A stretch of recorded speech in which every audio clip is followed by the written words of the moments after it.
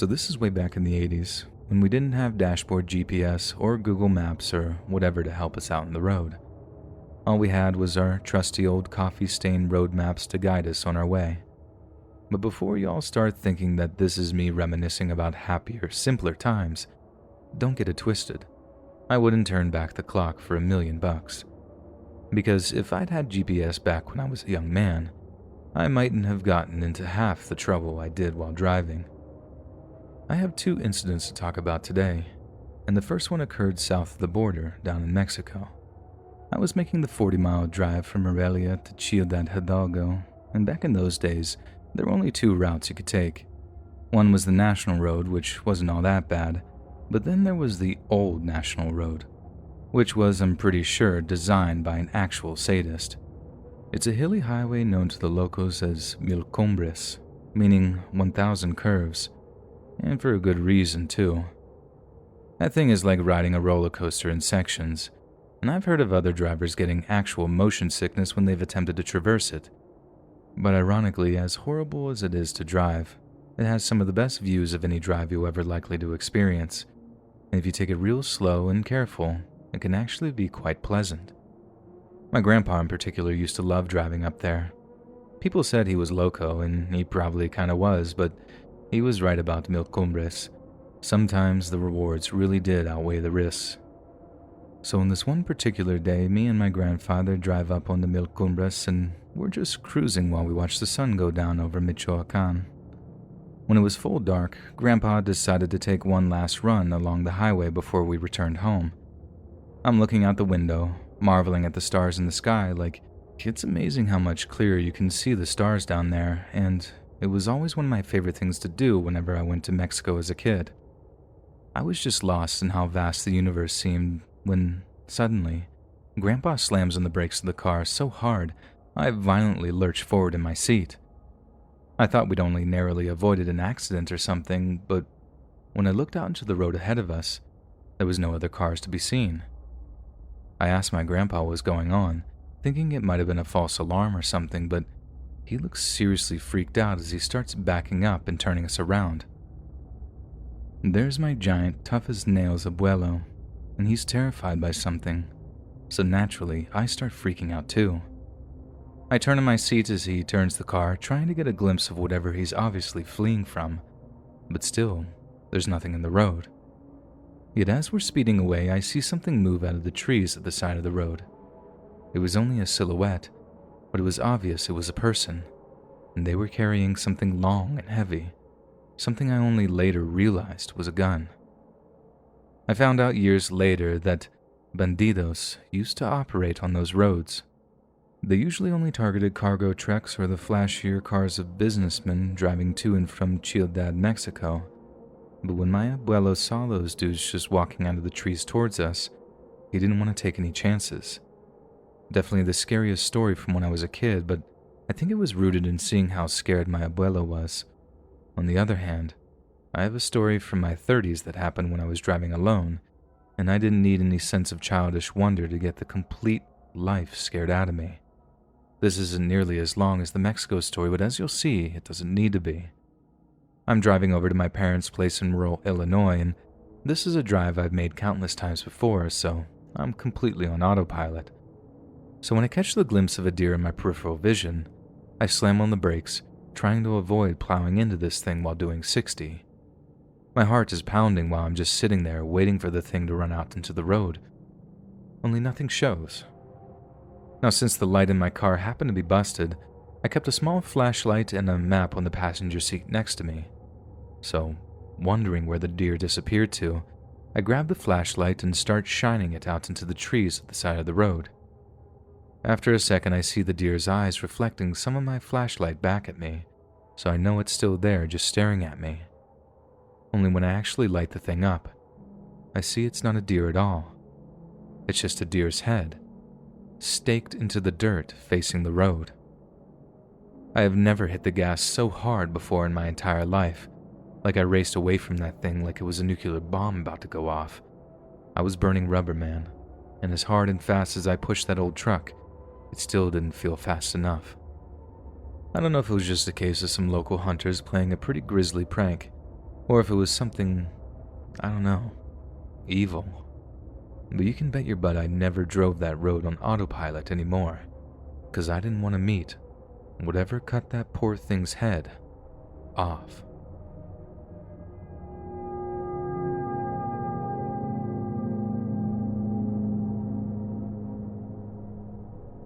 In January of 1992, Kelly Day Wilson was just a 17-year-old senior at Gilmer High School.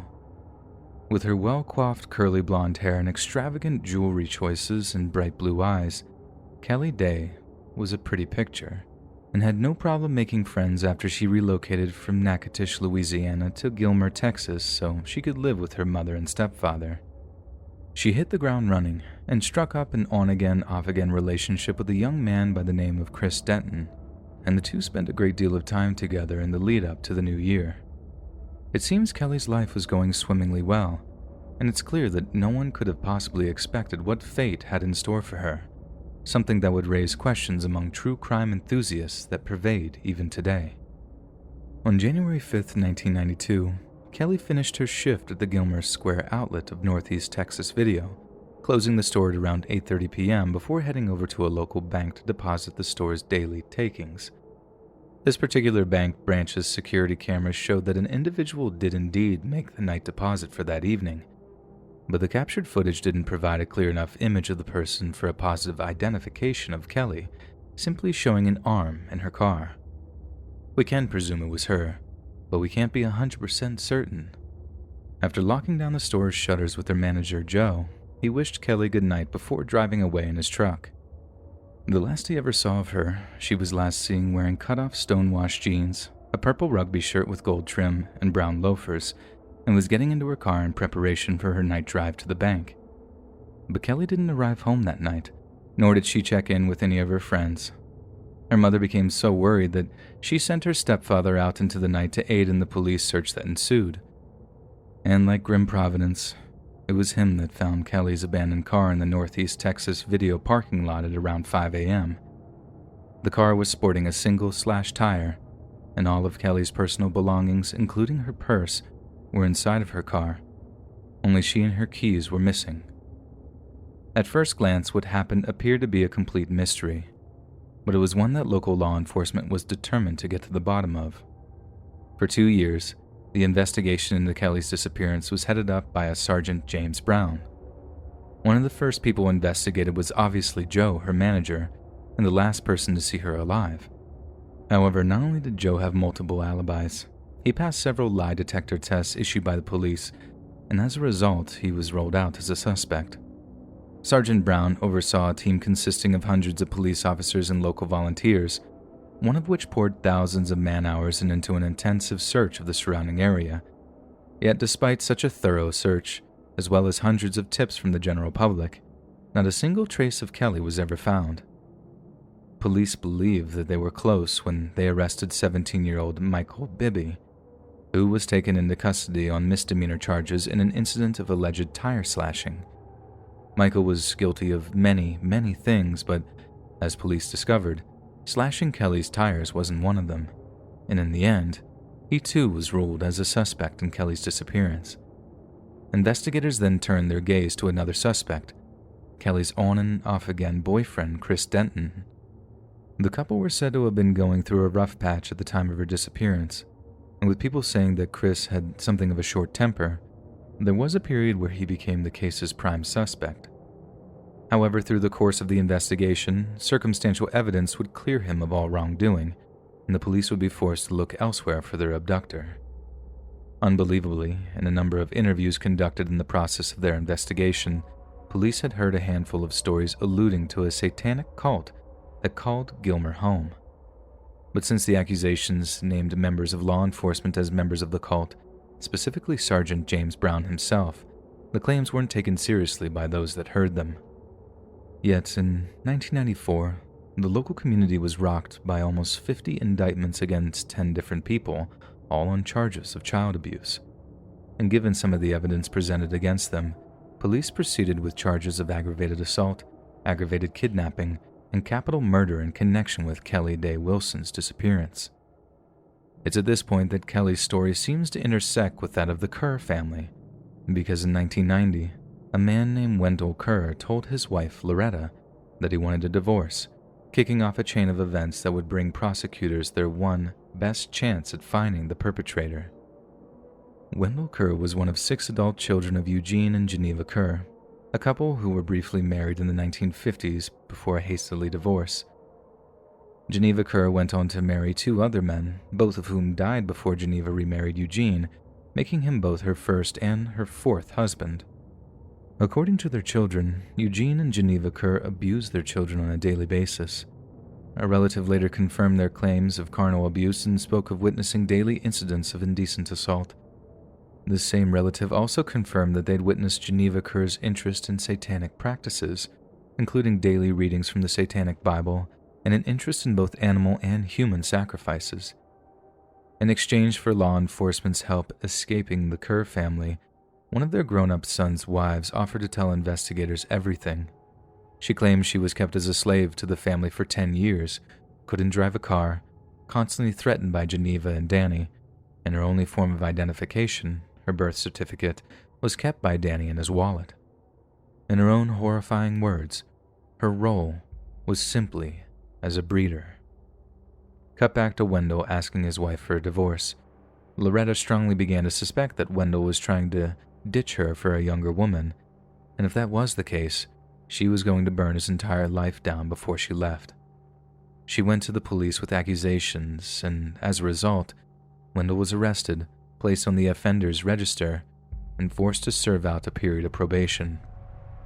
A state welfare worker assigned to the case later concluded that ritualistic, satanic abuse was endemic in all branches of the Kerr family, and over the next several years, almost a dozen of the clan's children were taken into the care of Child Protective Services. The social worker also mentioned in a horrifying affidavit that in October of 1992, 2 of the children took us to show us where the devil meet people to abuse and hurt babies. In 1994, the escaped Kerr wife was interviewed by the Harrison County Jail in Marshall, Texas, in which she described in gruesome detail the torture that Kelly Wilson would receive for approximately 9 days before she was ritually sacrificed and then cannibalized. She described Geneva as the leader and said that several of the Kerr clan, along with Sergeant James Brown, were all present during these events. Connie Martin and Wanda Kerr both had stated in interviews that Kelly Wilson was a birthday present for Geneva Kerr, and that the matriarch reveled in the poor girl's torment. Yet in light of the accusations, it came to light that information was allegedly coerced from the Kerr children, as well as some of those indicted in the disappearance.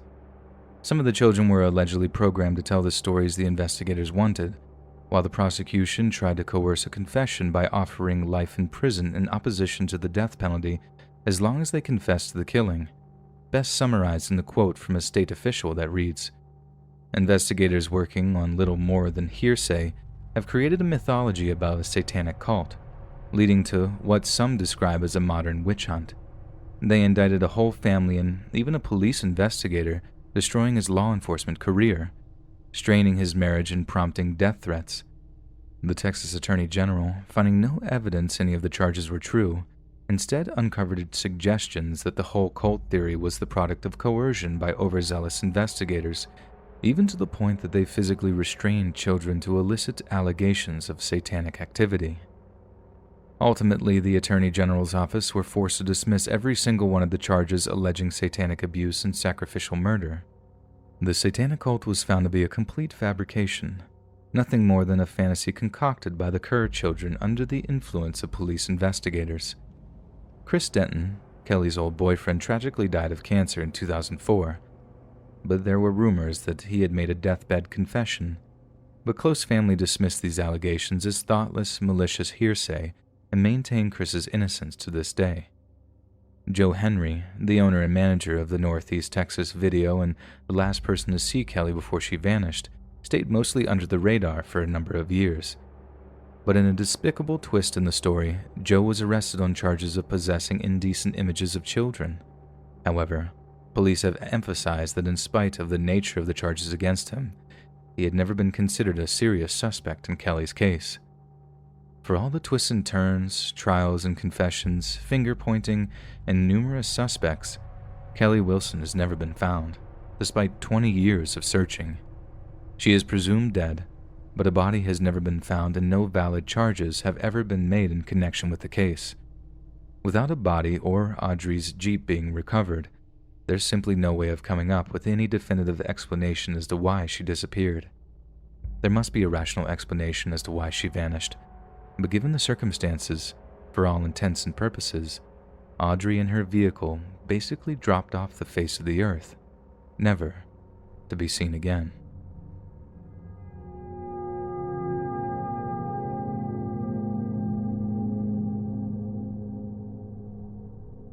I feel like I should preface this by making it clear that I'm not one of these paranormal obsessed ghost hunting loons that think there's orbs in all their photos.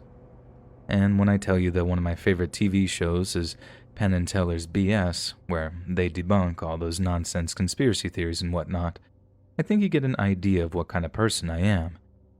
And for years, I went around thinking that science and logic could account for everything, with the only restrictions being the limits of our own knowledge. That was until something happened to me that I genuinely can't explain, and no matter how hard I tried, I couldn't come up with any legitimate explanation. The whole thing freaked me out so much that it kicked off a kind of hyperfixation in me that lasted for months on end, to the point that my rational skeptic friends started to think that I was losing my mind. But I haven't lost my mind. It actually happened. And as much as people try to tell me that it was nothing but my mind playing tricks on me, I know what I saw, and it just about put the fear of God into me. We're going back to early spring of 2017 here, the time of the year when it's still getting dark fairly early here in the Northeast. It's around 9 p.m. and I'm driving back to Narragansett from my buddy's place in Newport, when I decide to take a shortcut through Saunderston. It's a drive I'd done like 100 times by that point. I felt like I could do it with my eyes closed at a push. But maybe that's what made me so complacent, a self-assured cockiness that's gotten me into trouble on more than one occasion, because about halfway into the journey, I must have switched off and taken a wrong turn. Next thing I know, I'm having to turn into a residential cul-de-sac to make a complete 180, and I'm so embarrassingly lost that I find myself reaching for my phone to check Google Maps. I check my position, mentally make a note of the turns I have to make to get back onto the highway, then start turning off the street as I put my phone away. When bam, there's a car in front of me. I slam on the brakes, let out a string of curse words, and prepare myself for, at the very best, a few scolding honks of their horn. I then start mouthing apologies at the driver, taking my hands off the wheel and being like, "Dude, I'm so sorry. My fault. My bad." When I noticed something really unusual about the car they're driving. It was a legit classic car. And don't go thinking 70s Camaro or something. This thing was a Buick, like one from the 30s or 40s or something. The kind of car you'd expect to see Al Capone climbing out of in Prohibition-era Chicago. And it was crisp, too. The guy must have sunk some serious cash into that thing because pretty much everything looked brand new. I suddenly realized that while I'm checking this guy's old car out, I'm actually still blocking him in. So I start backing up after giving him a nice car kind of thumbs up after pointing to his hood. The guy doesn't react though, at all. The whole time he's just smiling at me through his windshield. And as I start backing up to let him pass, I remember how he almost looked like one of those old ventriloquist dummies. Something about his hair or how waxy and pale he seemed to just trigger the association. Then, right as I'm about to give him enough space, my car just shuts off. The engine, the battery, everything. I jiggle the keys around, kind of frantically by that point, because I figured I'm making a total idiot of myself in front of the dude with the cool vintage car, but nothing happens. Lights won't turn on, engine won't fire, and my first thought is, God, of all the times for my battery to die, why now? My car was a piece of garbage back then, making it disappointing, but not a total surprise. But I'm still blocking in Buick guy, who's surely getting mightily angry after sitting there for a solid few minutes. So I roll my window down, lean out a little, and start yelling over to the guy's car that he has to go around. but he doesn't respond. And all I can hear is this creepy old music coming from his car. I can't see a thing of him because of high headlights. He's not saying a thing, and that freaking song is making the hairs on the back of my neck stand on end. Now this is the part that really freaks me out to recall. As the situation with the guy is turning into something of a standoff, I'm sitting there in the driver's seat wondering why the guy isn't talking, moving, or doing much of anything for that matter. I don't want to honk at the guy. Everything had basically been amicable so far, so I'm just sort of sitting there, waiting, getting more and more anxious as I do so. That's when the lights on my dash start flickering a little, and I think my battery might be coming back on. I don't know much about cars, but I'll take it. So I get all excited thinking I'm going to be getting away from what had been an incredibly awkward situation. I start jiggling my keys in the ignition again, but again, nothing happens. Right until my car radio bursts into life and starts playing the exact same creepy song as the one playing in the other car. It didn't have any lyrics. It was this creepy tritone loop with something playing over it. But somehow it managed to fill me with this feeling of dread as I realized something seriously weird was going on. The whole time I'm basically being blinded by the Buick's headlights while it just sits there. Then suddenly, the thing's headlights cut out, right at the same time my radio does, and I'm plunged into darkness again with my natural night vision having been totally ruined for a few seconds. While I'm half blinded, I try the ignition once again, and I breathe a huge sigh of relief when my car comes back to life again. But that little moment was severely short-lived because, as my own headlights turn on, the old Buick is nowhere to be seen. It came as such a shock that I actually screamed out loud, spinning around in my seat like I might catch a glimpse of it driving away. But no, there's absolutely no sign of that Buick anywhere. It was like it had just straight up vanished into thin air. You think with a big old engine like that, I'd have heard it driving past me even if I was distracted by other things. And the time between the headlights cutting out and me getting my car running again couldn't be anything over 30 seconds. It would have had to zoom past me to disappear from my view so quickly. Have you ever felt super stoned and you don't even smoke? That's what it felt like. I'm putting the entire thing on myself, trying to explain it away as like a mini stroke or something, and it even occurred to me that my buddy back in Newport might have dosed me with something groovy, so to speak. But no, sober as a judge the whole time. And you can bet I didn't drink anything because those Rhode Island state troopers just love hunting DUIs. So like I said, because I couldn't find any way to explain what happened, it kicked off something of a hyperfixation in me. I revisited the cul-de-sac where it happened, looked up potential classic car owners in the Narragansett area, and researched medical papers on blackouts and time loss. The latter had me convinced that I was suffering from syncopal attacks, basically when your heart doesn't pump enough oxygen to the brain, a pretty serious condition, so, as you can imagine, I was only too willing to pony up for a medical checkup. Doctor listens to my heartbeat and checks my blood pressure, then, without any further examination, declares there's nothing wrong with my heart. He did say that the blackouts can be caused by stress, but at the time, I wasn't particularly stressed about anything, so I ruled that out as an explanation. One point, I went far out and ended up researching those UFO encounters where people experience time loss, but I figured I'd gone far too down a weird rabbit hole with that one. But as for the thing that people really pick up on with my story for some reason, is the fact that I did actually have a bit of luck when it came to my classic car search. There was a guy out in Middleton who had been trying to sell a 1937 Buick Special for years. The thing was a wreck, but he figured it might catch the eye of some vintage car enthusiasts who'd find the time to fix the old beauty up. I played it off like I was interested in making a purchase and still feel guilty about how excited he got, and he got his nephew to text me over some pictures of the old thing so I could take a good look at it. I'm not saying it was the same model or shape as the one I saw in that cul-de-sac, but I'm not gonna lie, it looked pretty similar. But it's an absolute impossibility that it's the same car, right? A coincidence, if ever there was one. Yet some of the people I talk to about this will always point out the connection and tell me I should have asked where he'd gotten it, if the old thing had been involved in a murder or a hit and run. Truth is, the guy didn't know.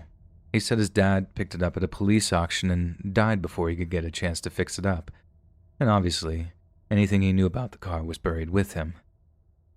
I suppose I've rambled on enough about this now, and I've already made my point that I can't explain what happened to me that night without sounding like a complete fruitcake.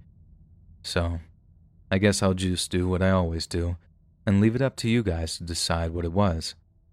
But please, don't tell me ghost car or whatever, because I've been hearing that nonsense for like 4 years now, and I'm sick to death of hearing it.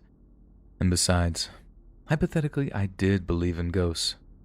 I think it would mess me up pretty bad to think that I got so close to one, but still drove away, unscathed.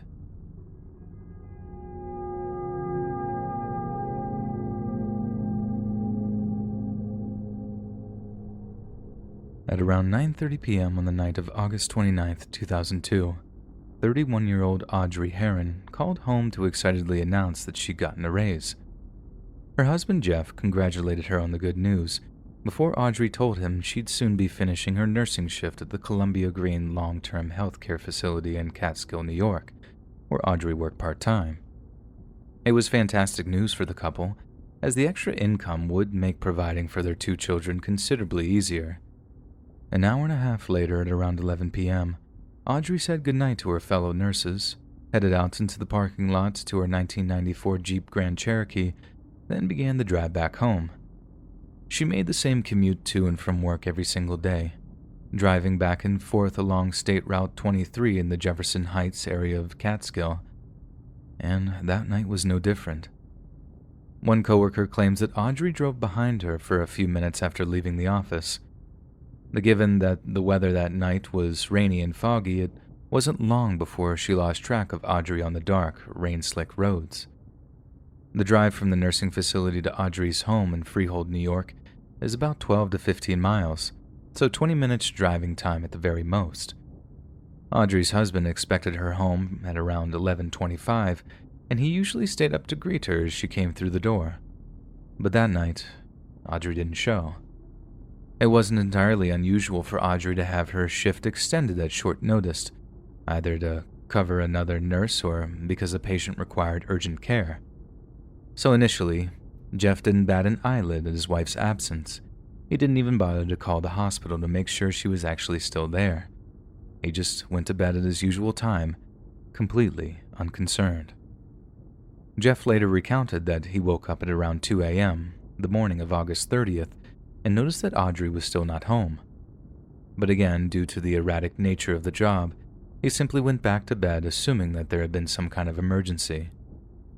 The following morning, Jeff awoke at around 6 a.m. to find that Audrey still hadn't returned home. He called the hospital, but was told that she'd left at 11 the previous night. He then called Audrey's mom, Shirley, and asked if she had stayed over at her place. Shirley had only just returned from a Florida vacation with Audrey's daughter from her first marriage, and naturally her mother was excited to be reunited with her.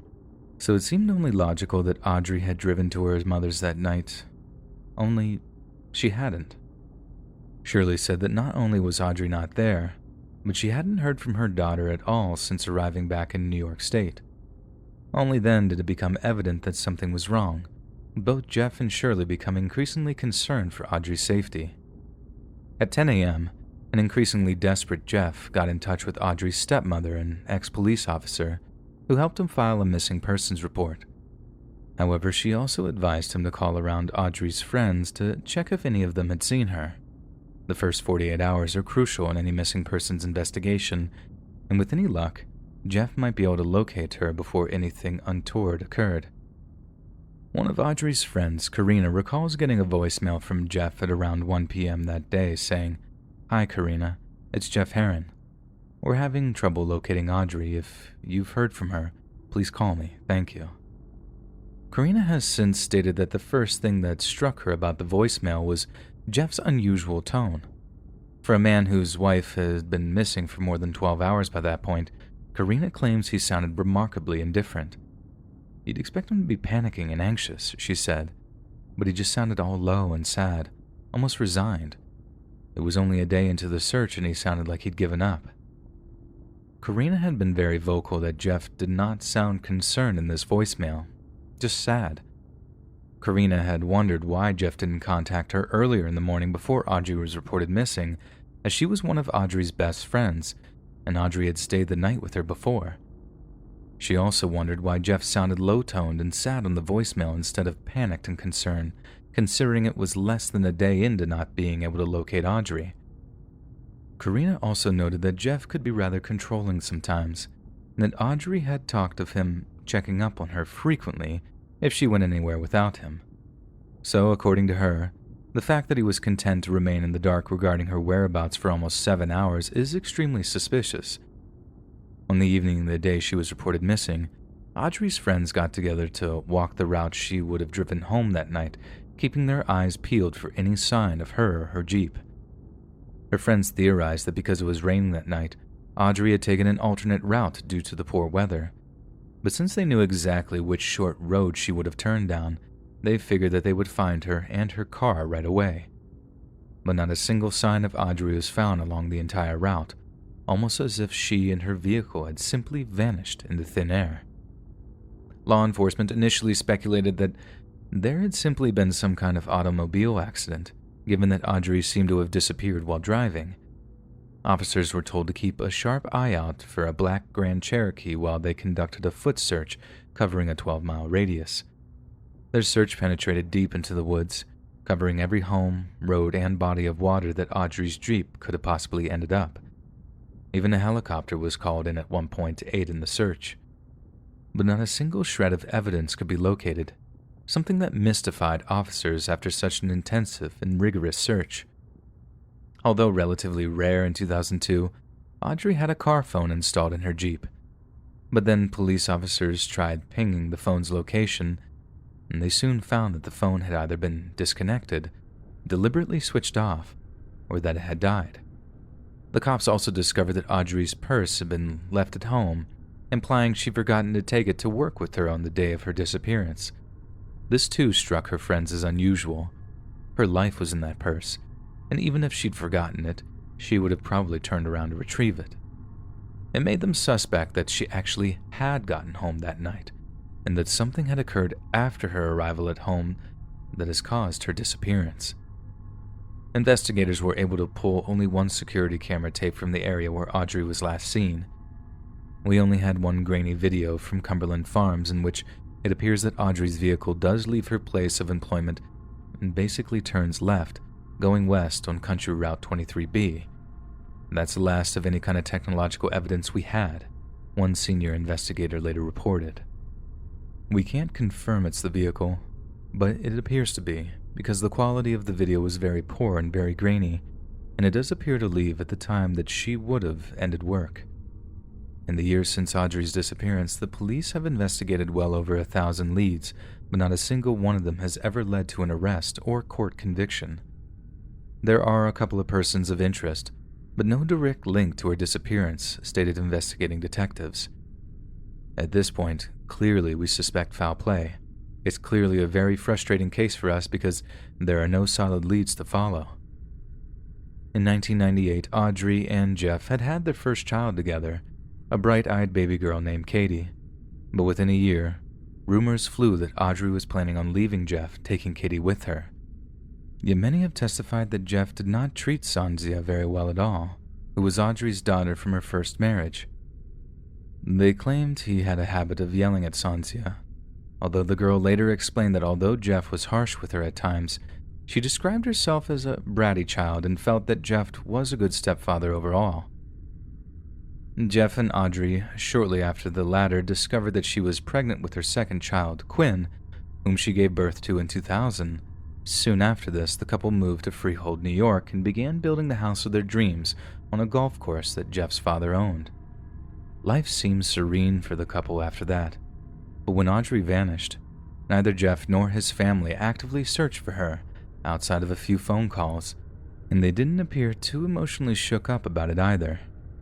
Jeff claimed he was perfectly cooperative during the investigation and contributed financially to a private search effort, but these claims are contradicted by several news outlets who argue that not only did he ignore them, but that his monetary donations to Audrey's friend's PI fund were pitiful.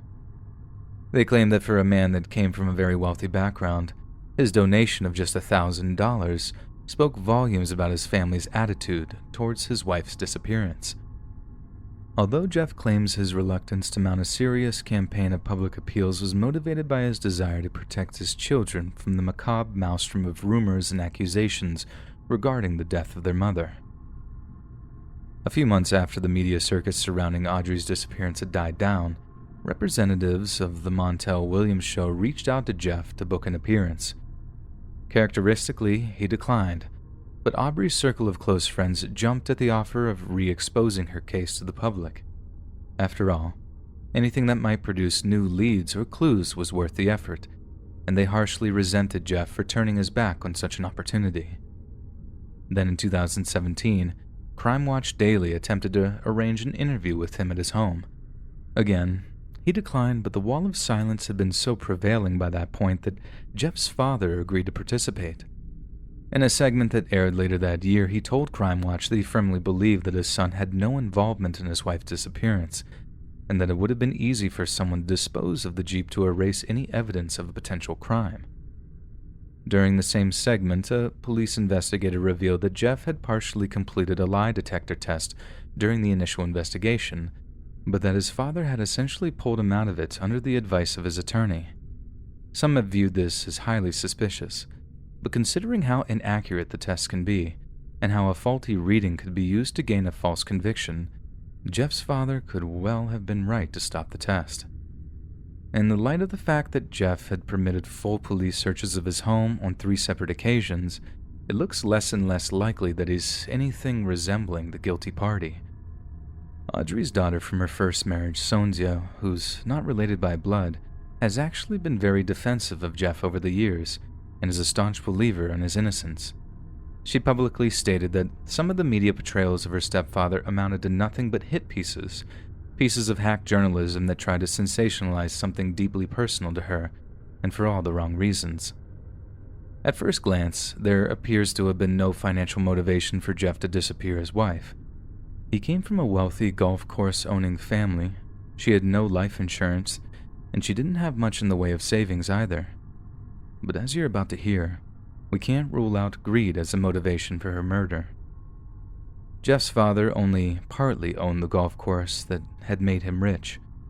The other owner is a Russian national, one believed to be involved in serious organized crime, who also lived on the golf course not too far from Jeff and Audrey. Apparently, when police asked Jeff about the possibility of this mysterious Russian being involved in his wife's murder, he mentioned something curious.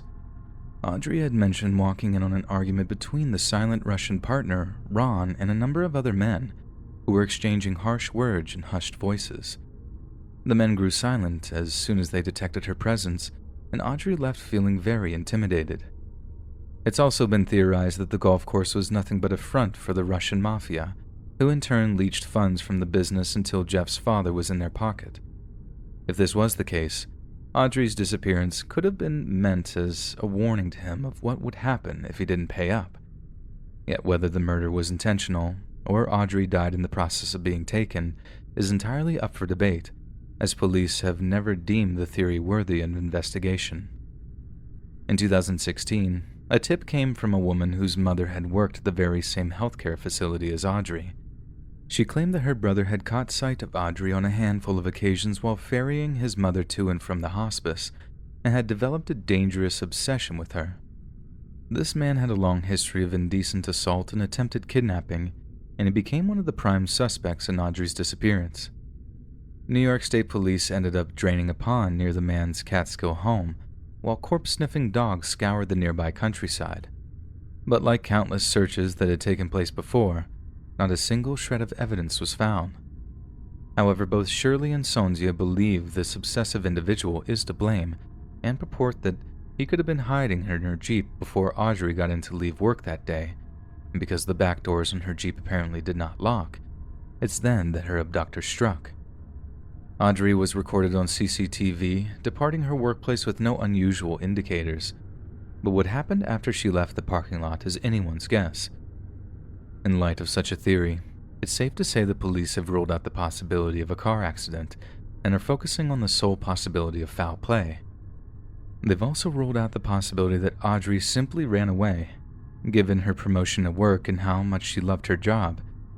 She was also a devoted mother and led an active social life, suggesting that if she did run away, that she'd have informed a friend or taken her kids along with her. Over the years, many tips have come in from all over New York and neighboring states from people claiming to have spotted Audrey alive and well, but as you can imagine, nothing has ever come of any of them. What's frustrating about this case is that the number one suspect is essentially incapable of committing the crime. In order to successfully evade detection, Audrey's killer would have had the resources and time to dispose of a huge automobile and essentially disappear it from the face of the earth. This would have been nigh impossible for one single person to do, unless they had some kind of subterranean body shop at their disposal. But this would suggest a network of motivated, twisted individuals dedicated on abducting and disappearing those unfortunate enough to be caught on the roads at night. And if that really is a possibility, a rational way to explain this disappearance, then maybe none of us are as safe as we'd like to believe. We're supposed to feel safe in our vehicles, machines built with safety belts, airbags, and roll cages. But Audrey's disappearance shows that we're just as vulnerable as our forebears while on dark country roads. And just like back then, predators stalk the highways in search of fresh meat.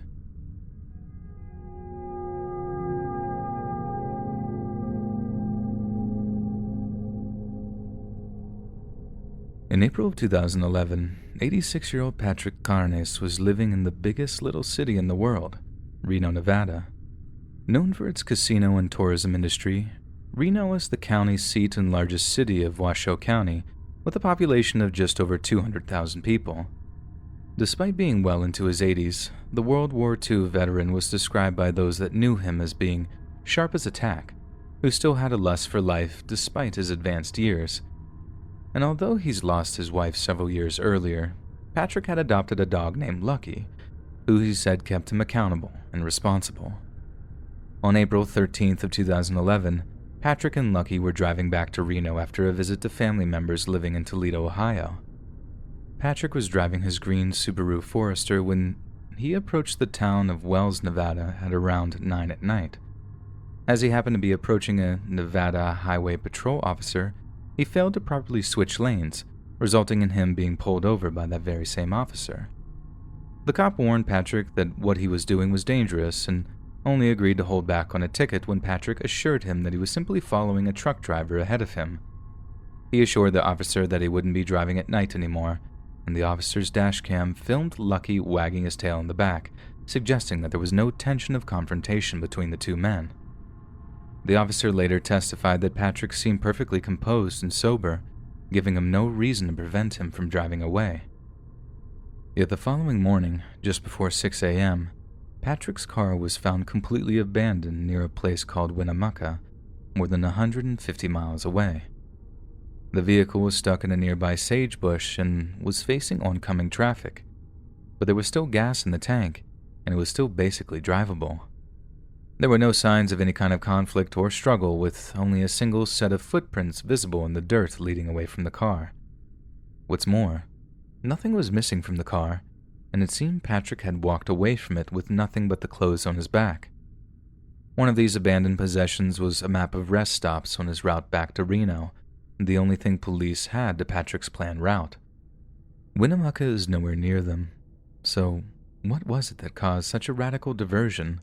And what happened to Patrick's faithful furry friend, Lucky? 3 days later, a witness reported seeing a dog matching Lucky's description near the Pumpernickel exit out near Winnemucca, but a thorough search of the area turned up no signs of the brown Labrador mix.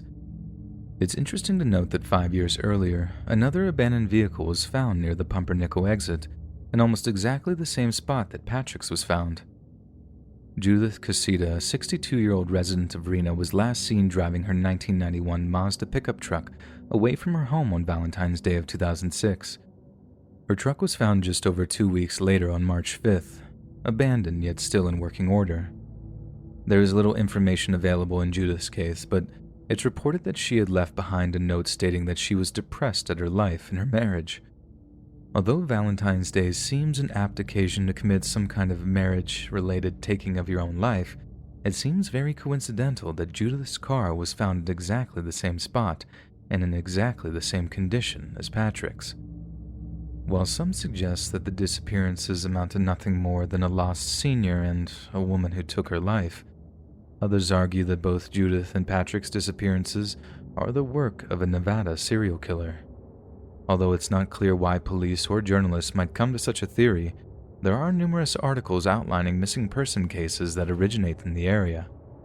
One article describes Patrick's case as the latest in a string of missing person cases, citing the disappearances of Rita Chrétien, who was later found alive, and those of Albert Chrétien and Grant Model. No matter what you choose to believe, Patrick was officially declared deceased by the state of Nevada in late 2014.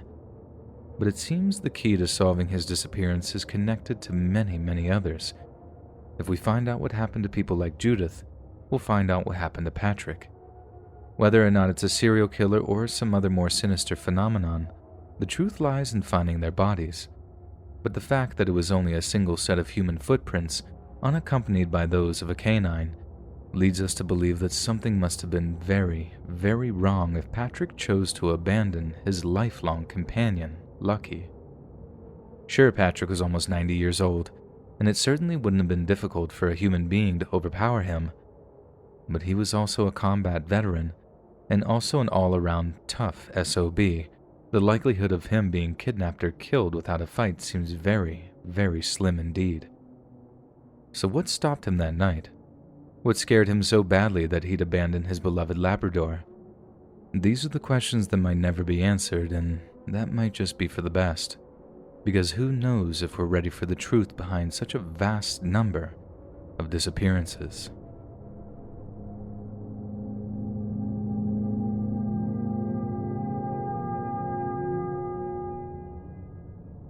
I've read an awful lot of spooky night driving stories that involve some kind of dumb urban legend. Guys at the side of the highway with an axe and a fursuit or whatever. Ghostly apparitions that are 3 spoopy 5 me. While I'm quick to call out stories like that, I do have a scary night driving story of my own. And although this one doesn't include anything remotely supernatural, I'm willing to bet it was 100 times more terrifying than anything that does. I'm driving back one Sunday from my mom's place in upstate New York, headed back into Manhattan to get ready for the working week ahead.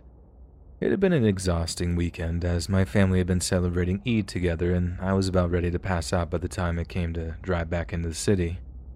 I thought I had everything down. I had my coffee, I cracked my driver's side window, everything they tell you to do when you're driving while tired. But still, one moment I'm driving, concentrating on whatever NPR show was on, and then the next minute, I wake up to pure terror. All I can hear is this deep rumbling, so hard and loud it feels like it's vibrating the entire car, and coming right at me at like 70 miles an hour is the freaking highway guardrail. I slammed my brakes on, heard all kinds of honking behind me, and from what I understand, I only narrowly avoided causing a major pileup. But more than just a pileup. If I'd have sped off the road doing 70 like that, there's absolutely no way I'd be around to write this today. Please, take my advice. Coffee and cool air just isn't enough sometimes. Sleep it off. Don't risk your life. Hey friends, thanks for listening. Click that notification bell to be alerted of all future narrations. If you got a story, be sure to submit them to my subreddit, r/letsreadofficial, and give and receive feedback from the community, and maybe even hear your story featured on the next video. And join a live stream to catch an invite to my Discord. And if you want to support me even more, grab early access to all future narrations for just $1 a month on Patreon, and maybe even pick up some Let's Read merch on Spreadshirt. And check out the Let's Read podcast where you can hear all these stories in long compilation form and save huge on data. Located anywhere you listen to podcasts. Links in the bio. Thanks so much, friends. And remember, you don't need to poop your pants to have a dirty 30.